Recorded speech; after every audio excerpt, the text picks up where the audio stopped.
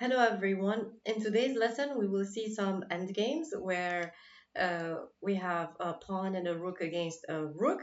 Here, white is trying to promote the a7 pawn, and to do so, white should try to find a way to move away the rook by gaining time and be able to promote.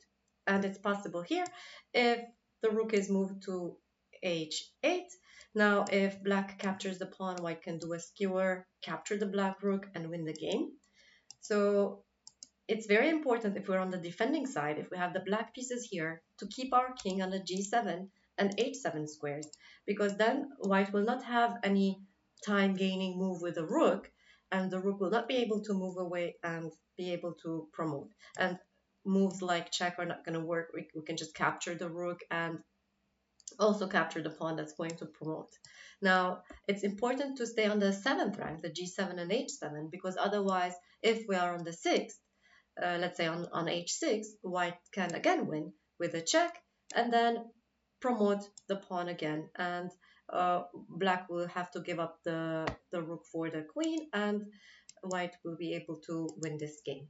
So what if we are in this position and white tries to do some other plans to win? For example, white might try to move towards the black rook and attack the black rook to try to win this game. But of course, we don't have to leave the A file. We can just stay anywhere on the A file. Another plan that white might try is to move towards the white pawn, try to protect the pawn with the king, and when the pawn is protected by the king, move away the rook and then promote. But again, we don't have to allow that. We can simply check the king and get the king away from the white pawn, keep on checking until the white king moves away from the pawn, and go back to the a1 square. Now let's see another position. This was the first position that we saw. What if we have exactly the same position, but the places of the white and black kings are reversed? This position here. White might try to win this game because our king is not on the ideal defending position. The black king is not on g7 or h7. So, for example, white might move the king to e7. Now, there's a threat. The rook will check and white will promote on the next turn. So the only move for black is to follow the white king, not to allow any checks with the white rook. A king is going to try to move away again, and we're following the king. Now, white will try to use this to get close to the white pawn, defend the white pawn with the king, and then try to move the rook away. So white is still moving, let's say c7. We're following the white king. White move to b7. Now here, it's very important not to follow the white king. White does want to check and promote, but if we just follow the white king, okay, the white rook might just move away and promote on the next turn because the white king is protecting the pawn on a7.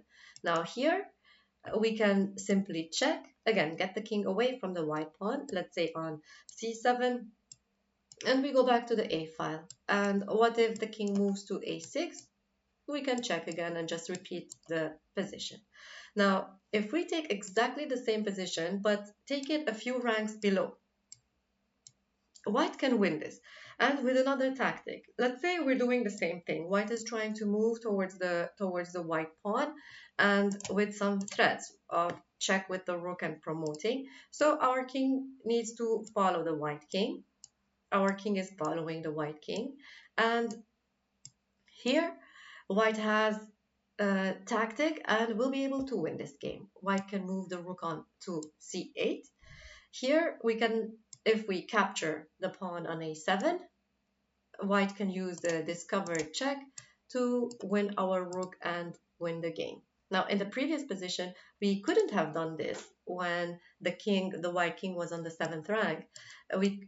White couldn't have done this tactic to win the game because in that case, when we captured and there was the discovered check, our black king was close to the black rook. We could simply protect the black rook, and this game will end in a draw. Now we can see the same position and add an extra pawn for white, a second pawn on the g file. Now our black king is on uh, the best position to defend is on g7. We said g7 or h7 are the best positions for black to defend. uh, this position will not be won by white as well, because this extra pawn is not going to add anything if white pushes this pawn. Okay, we could just wait. We could just wait with our rook and do absolutely nothing. We don't have to capture that pawn, because if we capture with black, white will check with the rook again and promote. And what else can white try? The white rook cannot move away by gaining time and promote. If white tries to again get close to the black rook, we can uh, we don't have to do anything. We can just stay on the a file. There's absolutely nothing that changes if this extra pawn is added on the g file.